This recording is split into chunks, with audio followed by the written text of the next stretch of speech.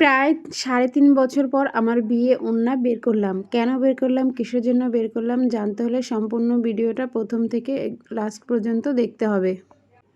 আজ হলো মহারানী তুলসী রানীর বিবাহ নারায়ণের সঙ্গে, তার জন্য আমার বিয়ের ওড়না এবং মায়ের একটি শাড়ি বের করেছে। প্রথমে মা তুলসী গাছটা ওখানে পরিষ্কার করে নিয়েছে, তারপর তেল মাখিয়েছে, তেল মাখিয়ে স্নান করিয়ে দিচ্ছে, স্নান করিয়ে তারপরে সিঁদুর পরিয়ে দিচ্ছে। সিঁদুর পরানো হয়ে গেলে তারপরে আমি আর মা চলে যাই শাড়িটা ঠিক করতে, কিভাবে পরানো হবে। তারপর মা আর আমি শাড়িটা ঠিকঠাকভাবে গুছিয়ে নিয়েছি, কিভাবে তুলসী রানীকে শাড়িটা পরাবো। এই দেখো ছেলে আবার এইদিকে আমার বিয়ের ওড়না বের করে বলছে, এটা তোমার মা? আমি বলেছি হ্যাঁ মা। বলে আমি পরবো? আমি বলছি কেন তুই পরবি? আর এইদিকে দেখো মা তুলসী রানীকে শাড়িটা পরাচ্ছে, আমি একটু ধরেছিলাম।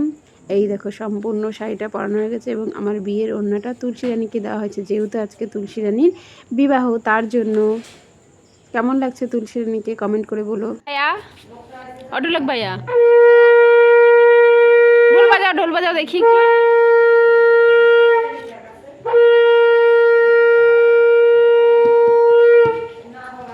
গো